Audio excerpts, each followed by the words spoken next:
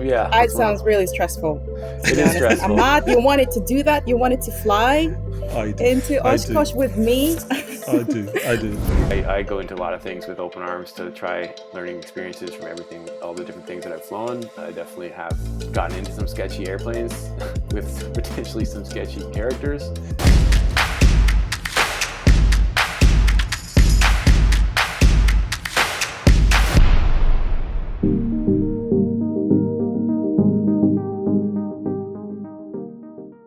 Hey, welcome to the Air Mobility Show with your hosts Ahmad and Nadia.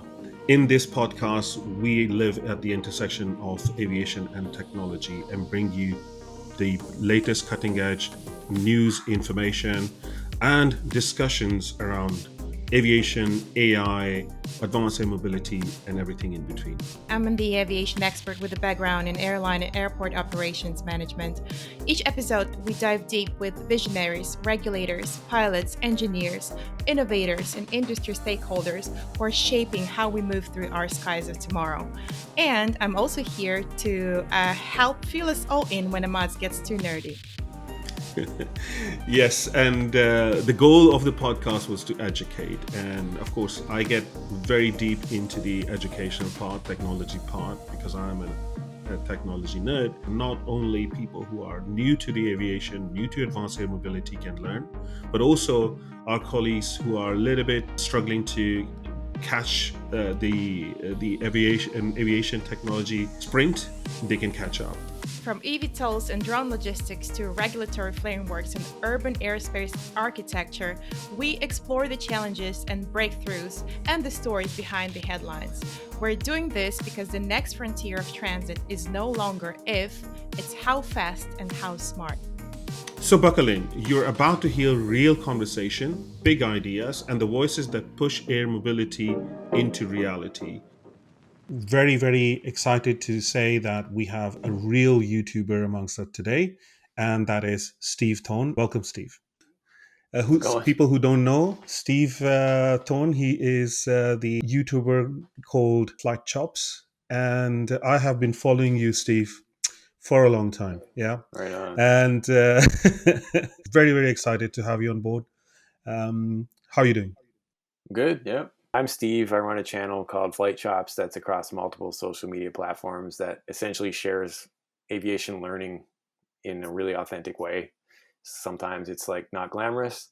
The name kind of came from practicing drums. My buddy who suggested it knows I do work on my chops. I usually have the mustache for the chops. I kind of let the beard grow recently, but the brand is all about sharing the learning in real time. And it just opened up a lot of doors to fly a lot of different types of airplanes, a lot of different ratings and types of flying. So everything from tailwheel, IFR, warbirds, float planes, aerobatics, and now I'm doing competitive aerobatics, which I never thought I would be doing. So it's pretty amazing to share that stuff. Really, it's about sharing the experience of learning flying in real time. Just did a training flight last night, getting ready for getting back into aerobatic competing. I haven't done any competitions yet this season, but the big one that I do is the U.S. Nationals, and it's amazing how fast those skills atrophy, or even just your G tolerance. You got to keep it up. So I'm trying to fly 3 times a week, getting ready for that. I know that you do a lot of things. I mean, I have been watching your videos for a really long time. The variety of flying you've done, from seaplanes to mountain flying to, bush flying, crossing the oceans, it's phenomenal. I mean, it's also very inspiring. So how do you get time to, fit in all these things? Yeah, that's a good question. I was just talking to my wife about the fact that I kind of have to manage who I'm disappointing a lot of the time, honestly, just because I do get a lot of really cool opportunities. And sometimes, honestly, things get buried in the emails.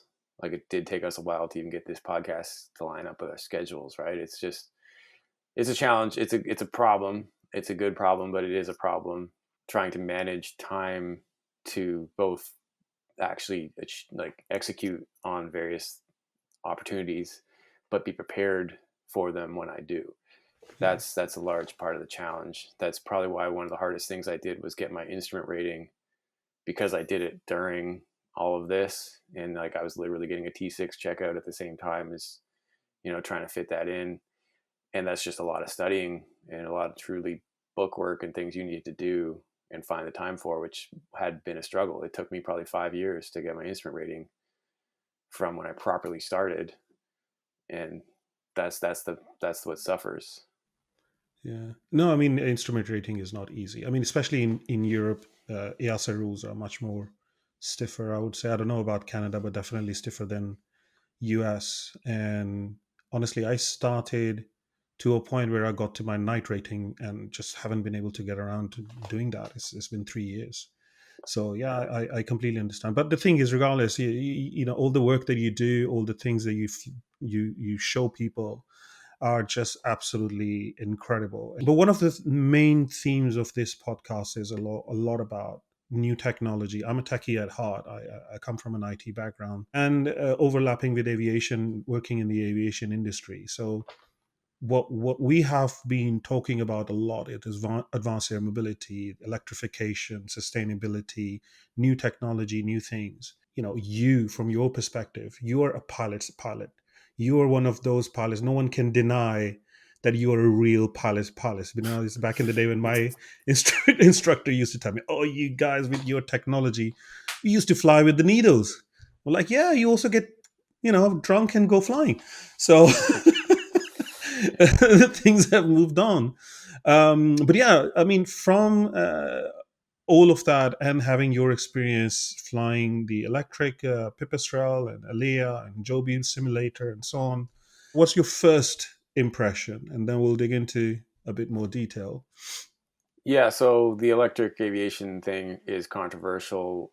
A lot of the community is, there's kind of two main arguments that I see. The one is that they think it's just not feasible, period. They don't even want to hear about it. They think batteries are too heavy and there's no chance that they'll fly more than 5 minutes. And then the other side where they think they're too complicated and how can you possibly trust your life to flying a drone? That is a lot of the pushback that I've seen. I go into a lot of things with open arms to try learning experiences from everything, all the different things that I've flown. I definitely have gotten into some sketchy airplanes with potentially some sketchy characters. I've learned a little bit more about how to assess things better. But at the end of the day, what I have seen in this world, at least the ones that I got to truly experience, is a lot of true passion in engineering in both companies that I got to talk to more extensively. Well, I guess really Wisk was the first one I talked to a lot. That's Boeing now, and they are doing full autonomy. They're going to skip right past cruise, and that's pretty interesting.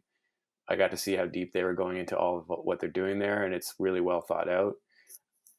I did feel weird about getting into the prototype and sit there, and there is just no, you sit there like a passenger with like a screen in front of you that's going to be like a virtual flight attendant, essentially, that's going to give you updates on what's happening, and you're going flying in an airplane with nobody on board. There's a lot going on behind the scenes to make that safe and viable, and I think there's a real application there. But they also know they're not going to be first to market, but they're not concerned about that. They want to be first to market autonomously. So then you got, you know, Joby and Beta are two of the big players that I've had some involvement with. What I think is cool about Beta is that they are really going at it from an aviation perspective in terms of an airplane that flies really well without the vertical lift kind of factor. And my experience of flying that airplane was that it was actually hard to, like the first thing they set me up for was to come in for the first approach I did to just do it low and over without intending to land, just so we can understand what the profile looks like. And it was actually very difficult to get it on profile because it glided so well. That impressed me. And obviously that version is the CTOL version that they've currently got flying all over the place, and they're really showing it can work. So I was impressed with how that airplane flew. I did the Joby sim, where I got to feel how their control logic works. All these companies seem to be having their own take on slightly changing the conventions of what we're used to with stick and rudder. That is something that you need to recognize as a pilot. If you're going to jump into one of these things, it won't just be a throttle and a stick and a pair of rudder pedals that will act the way you're used to. But I think that kind of makes sense when you think about what we're doing here. Is it's not exactly a helicopter, but it's also not an airplane, but it flies like kind of both. So as a result, you need to recognize that controls are going to be thought through differently. And honestly, like joke I made with them recently, was that, I went through a very bare bones version of their training, but I still feel like, it passes the zombie apocalypse test, where if I had to jump in that airplane by myself, I could start it up, go, and land safely, as far as I'm concerned, with the amount of exposure I got to it. And it's pretty cool. So, I mean, this is really the perspective that a lot of people are missing, and because we are coming from a technology perspective, not your traditional passionate pilot perspective. So, I think it's really good to see or hear from somebody who have experienced the vehicles and flown them yourself. And yeah, the thing that I was really impressed was the glide capability, and doesn't want to land. It's the kind of similar problem I had when I switched from 172 to a Diamond, Right. which also have the same kind of glide capability. So yeah, no, that's fantastic.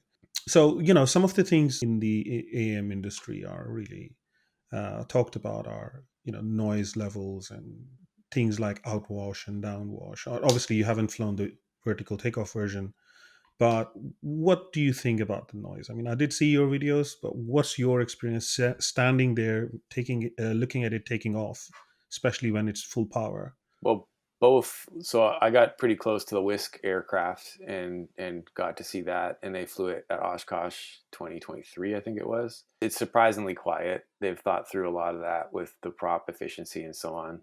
Like, I had it take off right past me in one of the videos that I did, where I just shot it with my boom mic and then turned the camera to myself to talk about how that did not seem loud. I can confidently say it's quieter than a Dash 8 Q400. I mean, that's kind of one of the measuring sticks, at least in Toronto here. They don't want jets at the island airport because of noise. They use the Dash 8 Q400 as kind of their, test. Yeah. So I don't know that I'm concerned about that. A helicopter is a pretty noisy, thumping thing. I think that the argument is that the buzzing, kind of higher frequency sound of the VTOL drone, little smaller rotors, is a noise that will be less tolerable in cities or something.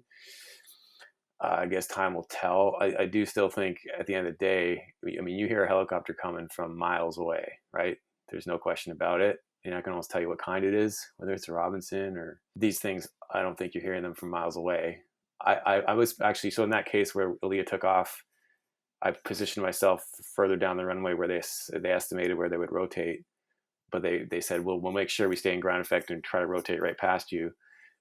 But I couldn't tell when they added power to start their takeoff roll, and that would have been a couple thousand feet away, where they were trying to put themselves in the spot where they would estimate they would rotate where I was. So it was very like, I think they're adding power now. It looks like they're starting to move. Okay. And I didn't hear them do the run up. If the Harvard that I fly does its run up, everybody in the entire airport property knows. I don't know that the noise argument is a good one to dissuade people from this technology.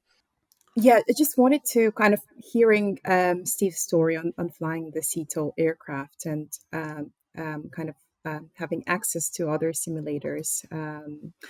We talk a lot about the eVTOL version with the vertical lift on our show. Do you think the VTOL versions of Beta would be something that you would also like to try in the future to kind of then share your perspective with everybody who is just an observer and kind of looking into the future and be like, oh, should I get on one of those or not?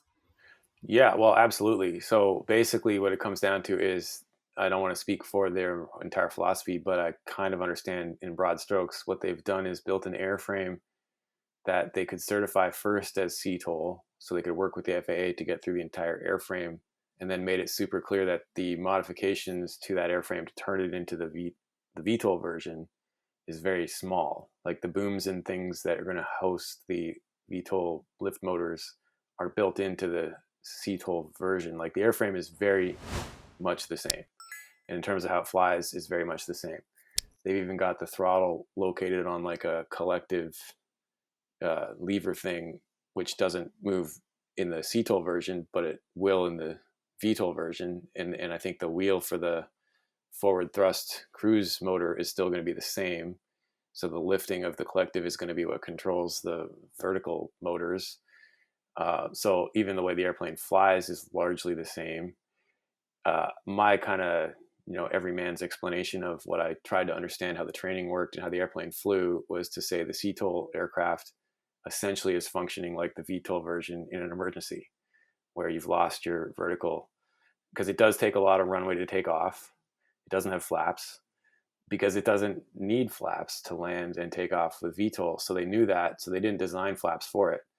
But with that in mind, it doesn't need them. Like, they were selling it to function as a CTOL aircraft for applications where the customer has a runway. That's, I guess, I don't know what the limit is. It's something like 3,000 feet that they want or something to be safe. It's taken off shorter than that, but I think that's maybe the number. I don't quote me on that. But the point is, I fly a lot of things that can easily get off the ground at 1,000 feet, but this isn't the end goal for this airframe at the end of the day. Don't get me wrong. I think the CTOL version their intention is to keep that as a viable product, but it's absolutely a stepping stone to get to the VTOL, both for the training program and for the airframe itself. So absolutely, I don't just want to fly it. I've kind of worked it out with them that I'm going to be one of the first guys to go through the entire powered lift program. And ultimately, I want to get the certification. So I'm going to try to be like the first Canadian to get a vertical lift rating. And I'm going to do it with Beta because I think they're the first ones that'll have that ready to go. So absolutely, I'm excited to do it, to try it and learn about it and share it as much as I can.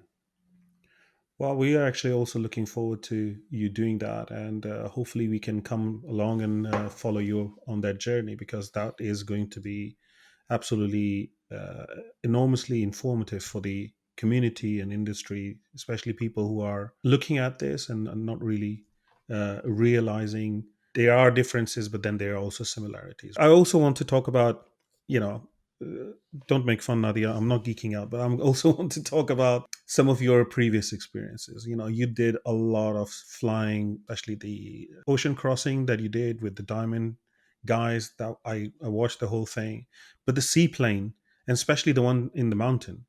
You flew one of my most favorite plane, Beaver. What was that experience like? Yeah, I mean, I grew up in Toronto, which is where the de Havilland Downsview plant built them in the 50s.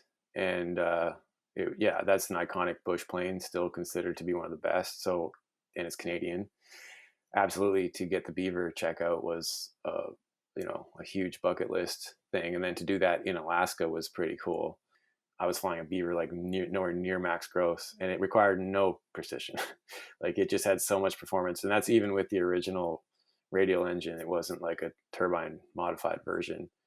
It was just a dream to fly. It was just so, it lifted off so well. It was just such a great airplane getting on the step, and it really performed great. Getting to fly that was awesome for sure. That sounds amazing. Just going back a little bit as well. Before Ahmad hooked me up on watching Flight Chops, and I believe that if you're an aviator and if you're not still following Flight Chops on YouTube, you're missing out big time, because Steve flies all sorts of the aircraft. What I've learned, that you also built an aircraft yourself and then flew it. How was it like for you? Yeah, that's another thing that goes back into my early days when I saw the RV7 get released by Vans, and I had an inkjet printer at the time, and I printed out a little picture that I could make wallet size of that airplane just because it represented such a not Cessna.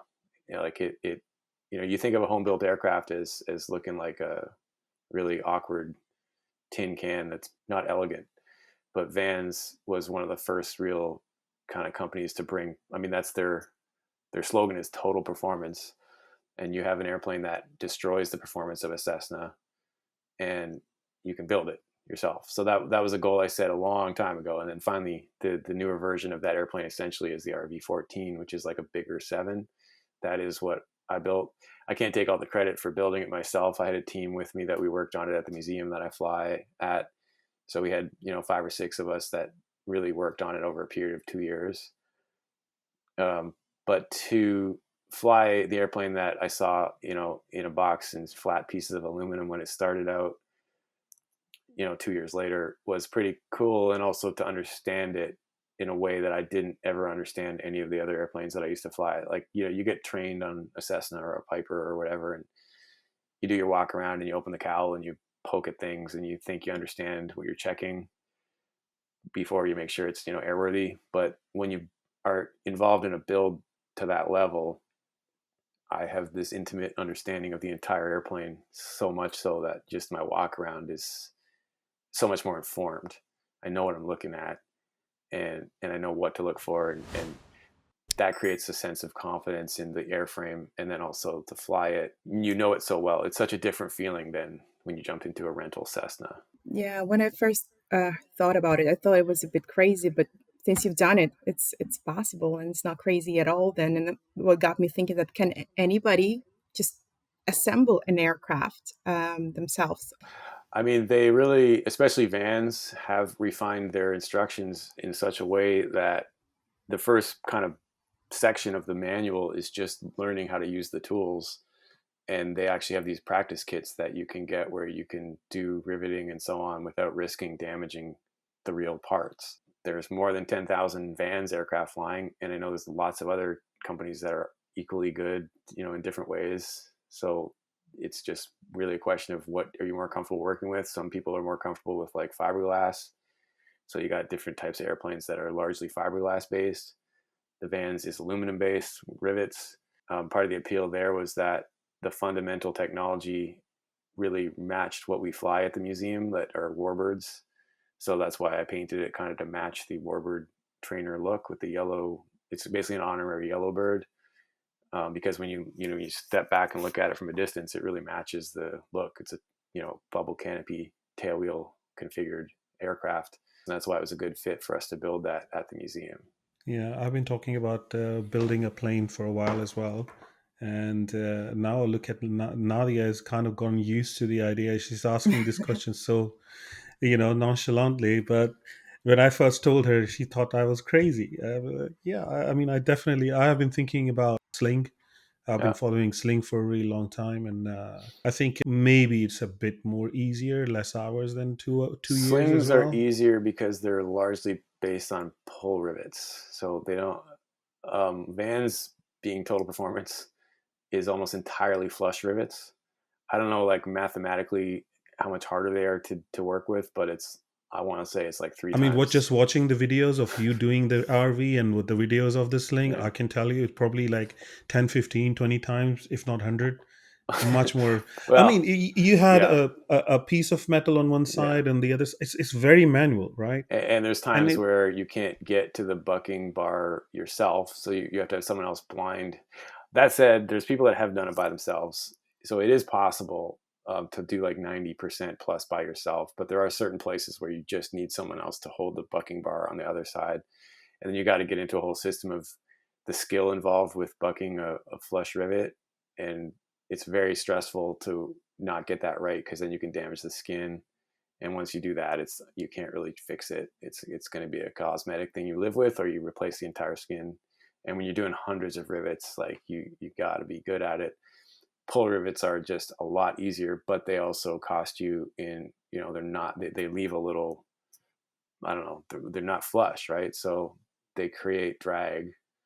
But the slings are still pretty fast airplanes. Like they still perform well, but they're absolutely simpler to build. There's no question there. yeah, absolutely simpler to build, and also they use Rotax, and it's kind of like I like, theoretically, I like Rotax. I think what the only concern that I have there is they're so complicated, but I mean, they're pretty reliable, it seems. More complexity in airplanes to me is, but then now we're talking about the electric stuff, which is super complicated. However, there's a lot of redundancy there too. from a different perspective. You look at from electric aircraft. If you just look at the engine itself, the power plant, it's much simpler. You have a Much motor simpler. and you have a controller, and that's it. You don't have those thousands of moving parts anymore. That So are from all going that in point of opposite view, it is. directions, trying to rip each other apart. The other Yeah. thing is, at least with Beta, and I think most of them are the same fundamentally, they're essentially multi engines within a single engine. So they can't be defined as two engines because of the fact that at the end of the day, it is a single drive shaft and a single prop. So there is a single failure point for the entire system. But they have two motors and two stators and two, uh, I guess, the entire control unit. So it's fully redundant in the sense that you can lose any one of those things and still have half of your engine working. And unlike a piston engine where if you lost half your pistons, you're not getting 100% out of your other remaining pistons. And in fact, you're probably looking at an imminent, complete, catastrophic engine failure very shortly, because those pistons that have failed are probably shedding parts, and that's going to pollute the entire system. Especially with Elia and a design like that, if your vertical motors fail, you still have your motor in the back, right? And I think they're going to keep that in Oh the yeah, in the well that is VTOL version. absolutely, the Elia design absolutely will never not have the pusher motor. The vertical motors aren't even designed to rotate. So their thoughts were, and I kind of like this logic, is that the failure mode for the airplanes that have a rotating design to their pushers are adding an additional failure point with the rotating mechanism. So why not remove that? And they don't even have variable pitch props on their lift rotors. So their lift motors are super simple. All they do is spin a prop that is facing the one way it's facing in the mounted pod, which I think is a slight canted, like they're not exactly upward. They are all slightly canted in a certain direction to maximize efficiency or whatever. Like I don't have the engineering understanding, but I know they're not exactly perfectly straight up.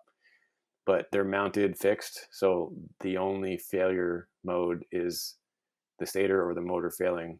There's no gearbox for the prop or anything like that. So they're trying to keep it super simple. And then when they finish the lift portion or the vertical portion of the flight, they stow them. So the vertical rotors are stop, and they kind of park themselves in alignment with the airflow. And then it becomes the CTOL that I have already flown until it gets to its destination, and then they can reconfigure and slow down and change into vertical mode for landing. So they're not asking a lot of those lift rotors. So some of the other designs that always have those things operating, right? They're just, whether they're pivoted into the airflow or upward to do the lift version. So those ones, all the different designs that require that complexity, have a rotating boom or whatever you want to call it that has to change its orientation. A lot of them have variable pitch props as well. So each one of those has like 3 independent failure points on top of the actual power plant. So Beta has removed a lot of that and tried to simplify it so that it is an airplane that has vertical lift capability but doesn't require it. It makes sense why Beta went with the way they went with. So that's absolutely. But what about range anxiety? I mean, when you were flying, I think you did a little bit of a cross country, right? So Well, let's be clear, they flew that thing all the way across the country. yeah, So they did. yes, they But flew you it. were in some of that experience. What Yeah, was yeah. your experience? So I met them in Albuquerque, New Mexico, and I flew with them for 3 or 4 legs between there and Vegas. So they were doing the legs in, I think, 100 to 120 mile increments. And we also flew to the Grand Canyon and just flew around above the Grand Canyon. So again, I don't want to quote the numbers exactly because I'm not qualified or completely up to speed on all the exact specs. But the bottom line is they were easily getting an hour of flight time.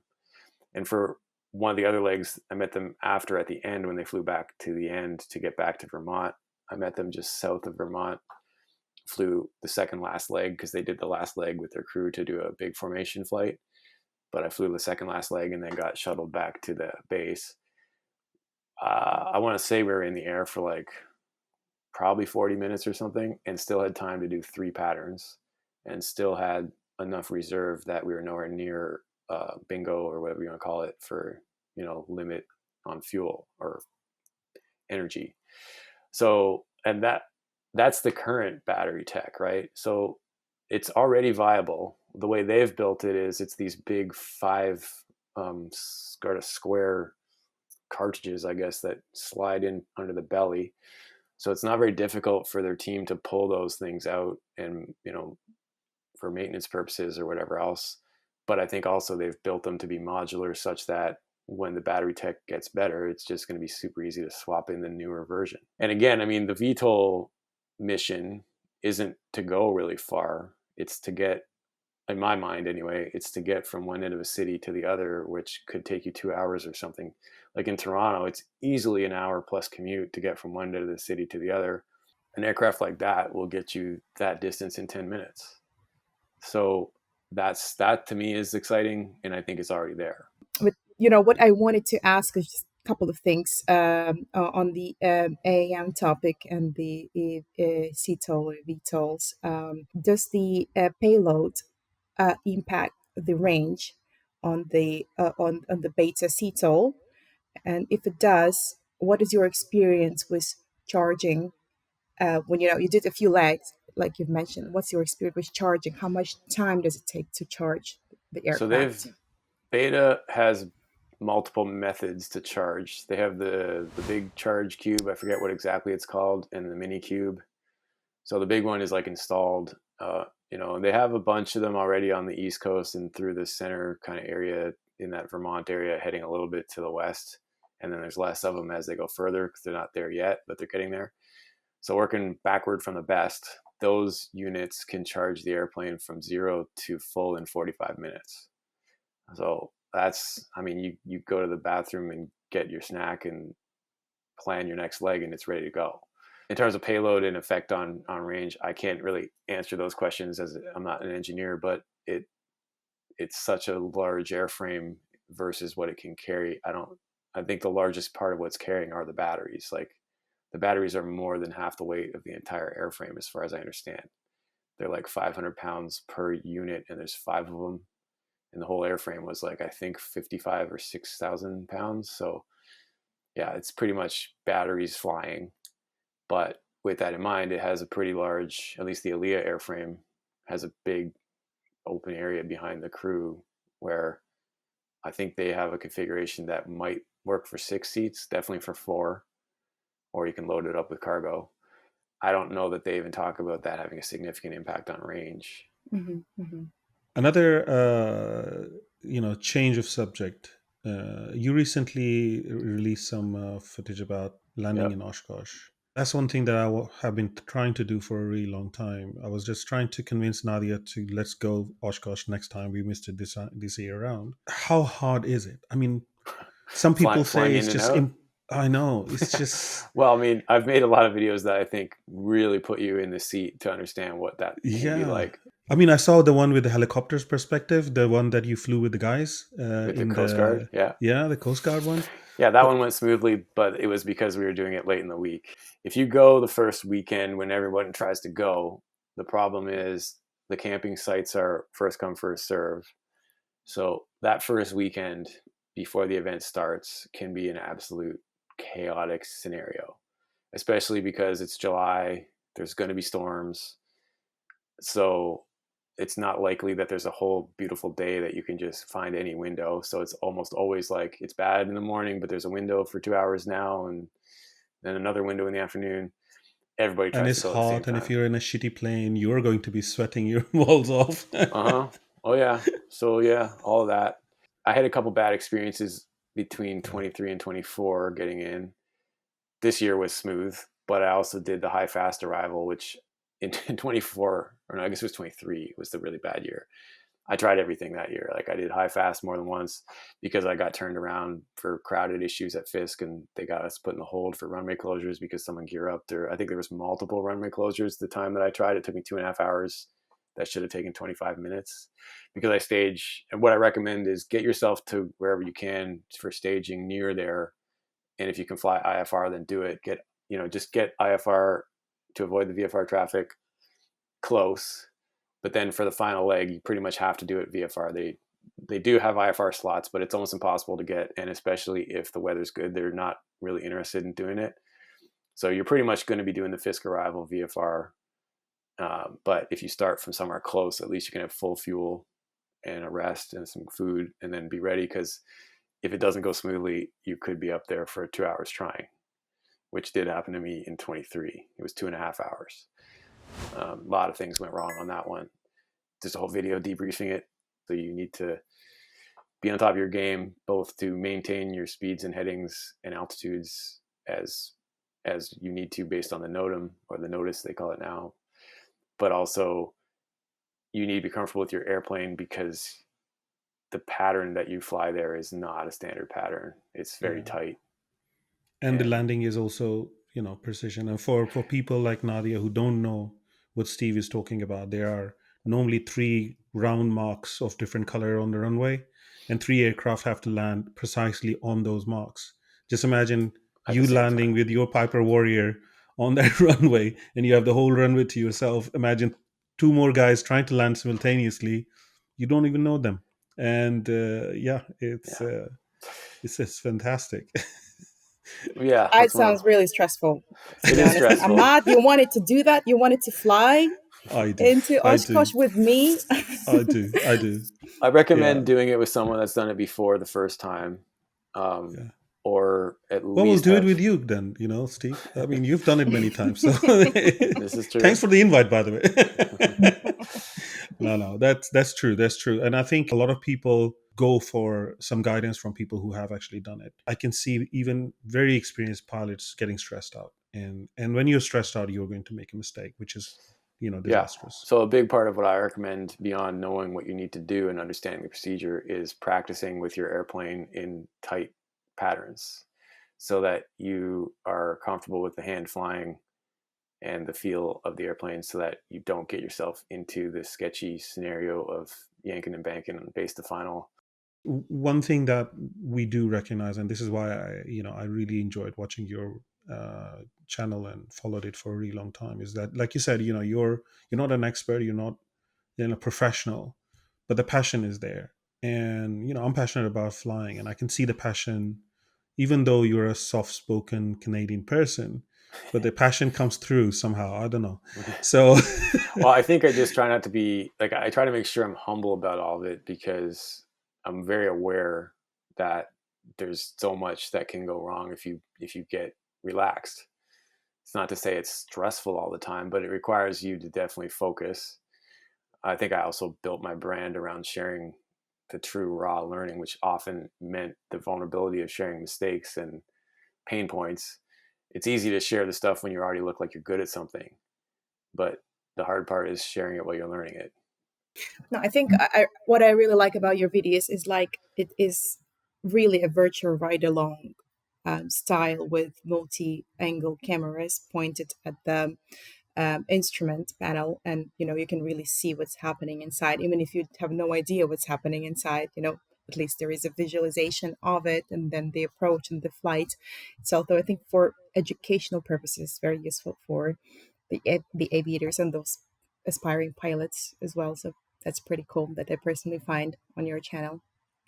Cool. Yeah, that's what I've tried to do, is just make it experiential, to just share it as it's happening, not necessarily teaching so much as just join the learning process, and then maybe take these learning moments to complete a conversation with your instructor. But I definitely don't want people to look at my videos like the end of a lesson. Like, look at that as the start maybe, and then take it with you to finish that lesson with an instructor, or look at that thing that happened to me and understand how can you learn from that, or not have that mistake happen. But largely it's just that, trying to share the authentic learning. Yeah. It's about getting that exposure that you would not get until you have your own a lot of experience. Now you have a lot of experience, you've been exposed to those things that people can now go and learn about and ask their instructor if you may. But yeah, no, I like your humbleness, and hopefully, that is some kind of like a British stiff upper lip there. I mean, Queen is still on the money, so Please check out Steve's YouTube channel, Flight Chops. It's in the description. He covers everything from warbirds to latest technology. And really appreciate everyone who has liked, subscribed, and followed our channel. And we'll see you next time. Bye.